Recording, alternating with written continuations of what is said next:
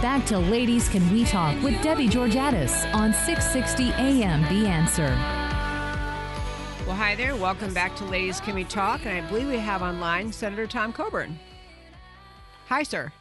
How are you? Very well. How are you? I'm great. You know, I didn't get to tell our listeners, so I'm going to quick say, last week, my husband and I attended the Texas Public Policy Foundation meeting in Austin and heard you speak about this idea of the Convention of States. And I was so glad afterward that we were able to connect and introduce ourselves and invite you to come on the show. And so I want to talk about just the background of your thinking about this. I mean, you've... First of all, you're a United States Senator from Oklahoma. You're a very successful person. You're a doctor. And one thing you said in your speech at TPPF struck me. You said when you left the Senate, which I think was in 2014, that you needed to go because the things that were wrong with America couldn't be fixed by the Senate. Is that about right? That's correct. I don't believe we can fix our problems in Washington. So what do you mean by that? What kind of problems are you speaking of? Well, I'm talking about the fact that we're not growing economically, the fact that we have $142 trillion, that's trillion dollars of unfunded liabilities, and nobody in Washington with the courage to address that. We have a careerism that says my career comes first, not what's best for the country. And I'm talking about from a bipartisan standpoint. Republicans and Democrats alike, that the first thing they do is what looks good for me for my next election rather than what's great for the country. And so I spent 10 years in the Senate and I left because, I stopped hundreds of billions of bills, but that were authored by both Republicans and Democrats that, number one, weren't paid for, and number two, were outside the role of Congress in the first place. And most of them were designed to enhance the career of the politician that wrote them. So I've decided, and historically this is true too of every republic, you can't fix it at the center of power when they're asked to give up power to solve it. So the answer is what our founders thought. The answer is the strongest thing that should come in our governing history shouldn't be the Supreme Court, shouldn't be the president, shouldn't be the Congress. It should be the state legislatures. And they have the power under Article 5 of the Constitution, when the founders knew we were going to get in this shape, to actually call a convention of states and change the rules, because the people who we elect won't do it. That's a very eloquent summary. You and I appreciate that very much. We're speaking with Senator Tom Coburn, former senator of Oklahoma, is also a doctor, and he is involved with heading up, I believe, the project to call for a convention of the states. So I do want to have our listeners, because you hear I know there are many, many conservative leaders coming out in favor of the convention of the states and speaking about doing this, but I just want to take a minute to make clear how profound this is, because this isn't just a meeting of legislators, which occurs all the time, coming together and saying, hey, let's all have similar policies on, national speed limits or drug sentencing. This is a convention of representative states that, if the whole thing worked out as it is outlined in the Constitution, would result in new amendments to the Constitution, right? New amendments being offered to the states who would have to ratify them. So the only thing a convention of states does, it says, what are the problems of America? What is the solution? Are we following in the history prior to us of republics? And the answer to that is absolutely we are. Can we offer changes to our Constitution that would, number one, cause us to balance our budget, use general accepted accounting principles, put term limits on both federal judges and members of Congress, and number three, limit the scope and jurisdiction of the federal government. And then and that's the only thing that can be discussed under these applications. You can't discuss gun rights, you can't discuss abortion, you can't discuss gay marriage. You can only discuss what you've applied for. And 37 states are making an application is in their legislatures this year. 5 have already passed it. And what will happen is, if those are, and they're just joint resolutions, the governor doesn't have anything to do with them in any of the states. And if you have 34 states that do that, then we'll have a convention. But the convention only makes recommendations to the states. and then 38 states have to approve them for them to come into existence. I'm really glad we're taking the time to talk about the process, because I started to say a moment ago about being profound. In one way, it could result in profound changes to America. And I mean, by that, I mean good changes, but changes that would, people feel frustrated with Washington. They see career politicians. They see how hard it is to unseat an incumbent, no matter how bad or weak their voting record is or their performance is.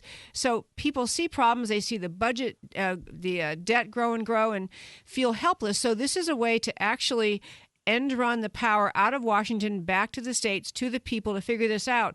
But there's certainly a great deal of anxiety being created by some who think this is not a good idea. And so this is why I really want to have our listeners understand how measured and incremental the process is to get around to an eventual potential change. So one thing you said, and I want to have you elaborate on it, you said, I think when you spoke in Austin, was the idea that you, if you said, for example, wouldn't be on gun rights. This effort you're doing would has a set number of issues you're asking state legislatures to identify as the ones that you want to have be the subject matter of the convention. And again, they were fiscal restraints and term limits and limiting the power and jurisdiction of the federal government. So every state who passes this has to have all the same items in there in order for it to meet the standard of a convention. Is that right? For it has to be almost identical applications for it to meet the requirement of 34 states. And that's been litigated before. All the jurisprudence on this has been, we know what it is, and we know what the history is of this amendment, and we know what the expectations of this amendment were. Hamilton and Madison both wrote about there's going to come a time when the government's going to be out of control, and the states are going to need to do this. That's why they put it in. And you have groups that say, oh, my goodness, this might get out of control.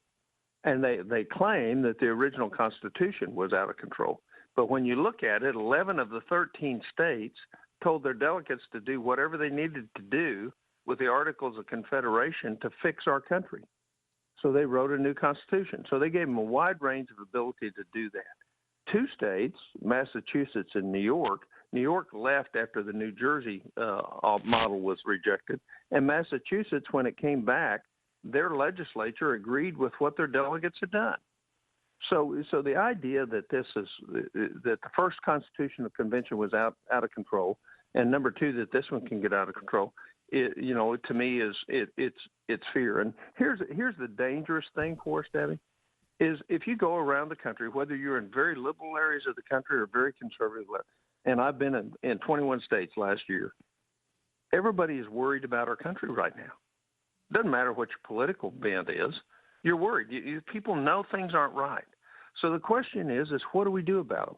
Do we treat symptoms, or do we actually go to the core and treat the disease? And the disease is an overgrown, overbearing, far outside the limited government was supposed to be, federal government. And the answer to that is to change it. And we have the ultimate power. If you'll remember in the Constitution, it said outside of these things, the enumerated powers, everything else is left to the people and the states.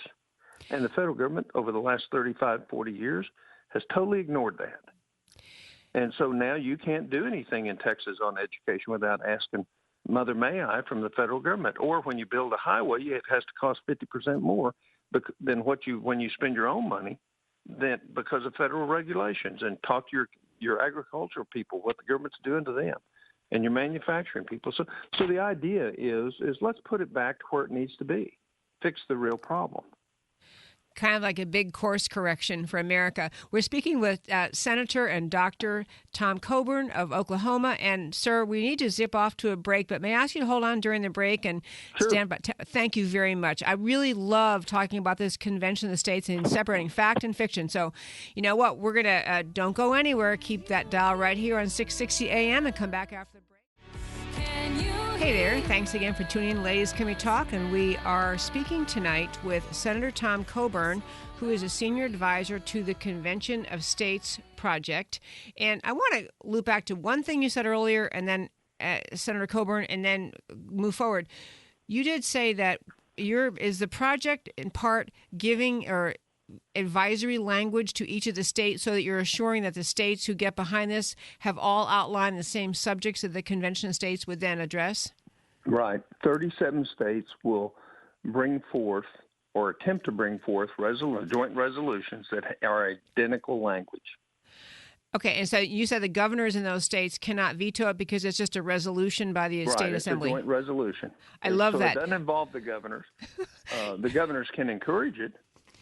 But the fact is, most governors, when they think about it, are going to be for this because it returns power to them and to their states to make great decisions for their individual citizens rather than it lying in a 100,000-person Department of Human Service or a 75,000-person Department of Homeland Security. I mean, it's just what we've done is ludicrous when you think about it from common sense. The assumption that somebody in Washington cares more, knows more than we do to govern ourselves. And so it's not about eliminating the federal government from its true roles. It's about restoring the federal government to where it was supposed to be, a limited federal government that enhanced the freedom for everybody and through that freedom followed the Constitution. You know, Debbie, we have two constitutions right now. We have the ones that, although it had problems and that made mistakes that our founders gave us, and now we have one that has essentially been changed by 5-4 decisions of the Supreme Court, especially of late, that has no connection whatsoever to our original document.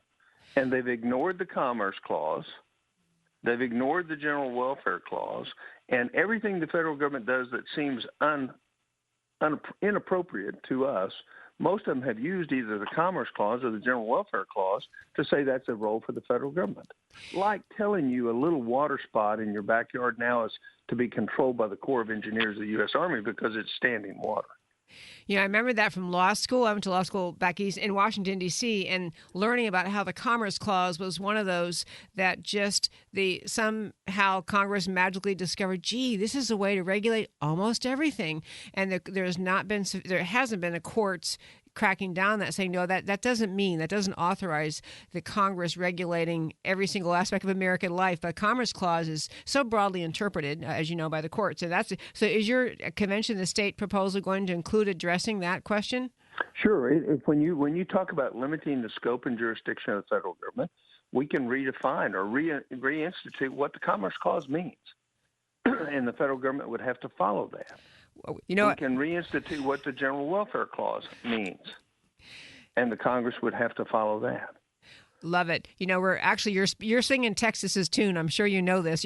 These kind of things are very popular in Texas. I do want to ask you just a couple of things I hear from people who are concerned about this. One is, and it's really not an argument that it could be harmful, but just almost what is the point of doing this? Because the courts and generally the executive branch ignore the Constitution anyway. So what difference does it make if we make changes to the Constitution? This whole effort isn't worthwhile. What do you think? I don't think that's a true statement. Number one, the Congress certainly follows the Constitution most of the time. And it's not the Constitution our founders wrote; it's the one the courts have written. And up until this president, most presidents have followed the Constitution. So I don't think that's right. What we've seen is that the courts have ignored the writings of our founders, have ignored common sense, and it's just like Justice Roberts' last decision on the Affordable Care Act. Yep. Everybody knows his decision was wrong. They also know that he has set a precedent that gives the power of the court over the power of the presidency and the Congress now. Because what they said in that decision was, we don't care what the Congress says, we'll decide. And even though it was written out there very plainly what the intent of the legislation was. So we're to a point that we need to fix it. Now, I'd make it I know we're about to run out of time, so I want to make a couple of points. Number one, those that oppose it, and I've answered the question about runaway convention, those that oppose it, if you agree we're in trouble, what's your solution? Exactly. More of the same? More of the same, continuing to totally destroy our children's future with the debt that's coming? I mean, look at our financial condition this year already, just with the lack of confidence in the stock market. So what is your answer? The second thing is, let's say everything that everybody says against this is right, that it's a runaway convention. They could take away your Bill of Rights. Well, I have a great answer for that. It's called Oklahoma, Texas, Kansas, Arizona, Wyoming, Montana, North Dakota, South Dakota, all the southern states. None of them are going to vote to do that because the only thing it takes is 13 legislators to do nothing, and nothing that comes out of this convention will happen. So there is no downside risk for this. And to do nothing says you agree that we need to continue to unwind and lose more of our freedoms. Yeah, that is certainly how I see it. I'm very glad you laid all that thinking out because I think there's some fear and there's certainly misinformation and almost disinformation about this. And I think it's important, what you just said a moment ago about what is your answer. People say, well, we'll just stay in the fight how it is now, but we are stuck in the fight because of the lack of limitations on term limits in Washington, limitations on the power and scope of Washington, and they won't change it from within, which goes back to the point we started off from when you left the Senate, because the Senate is not in a position to fix this because it's the very people up there who are perpetuating and do not want the changes the convention states would bring. Yeah, you're never going to get 60 Ted Cruz's or Tom Coburn's in the U.S. Senate. And we that's could try. what it would take to fix it. And you're just not going to do it because you don't have the people running for office that have the courage to say, I'm going to go up there and fix what's wrong, and I know I'm not going to get reelected, and that's okay. And you know what? People would reelect him because it'd be for the first time they'd see something honest and straightforward. And they trust them because they know they're working on the real problem, not the symptoms. And you won't get a political spin coming at them. Our country, we can save our country. We can fix what's wrong with us, but we can't fix it the way we're trying to fix it now. And so our founders, very wisely, they were wise in everything. I mean, they made mistakes on slavery, and they made a mistake on women's suffrage. They made a lot of mistakes, but 90% they got right. And the courts have slowly diminished. Just a little talk. Thomas Jefferson trying to get the University of Virginia started. Somebody came to him and said, why don't you get the federal government to help you with a grant? He said, you don't understand the Constitution, my friend. For the federal government to be involved in education, you would have to have an amendment to the Constitution. So we've spent $3.6 trillion since 1976 on education. There's not one parameter that's better. So our founders were wise. States need to run education. Local school boards need to run education, not the federal government. We have $3.6 trillion more in our pocket today if we had not done that. That is a great closing story, and I know you need to go too, and we are up against our break very shortly. But speaking with Senator Tom Coburn, I urge our listeners to Google, or do you know the website for Convention of States? It's conventionofstates.com. Okay. Senator Coburn, thank you so much for calling in. Debbie, good to talk with you. Great to have you on. And folks, I'm going to tell you, there is an event coming up in Dallas on February 9th that I will tell you about after the break related to Convention of States.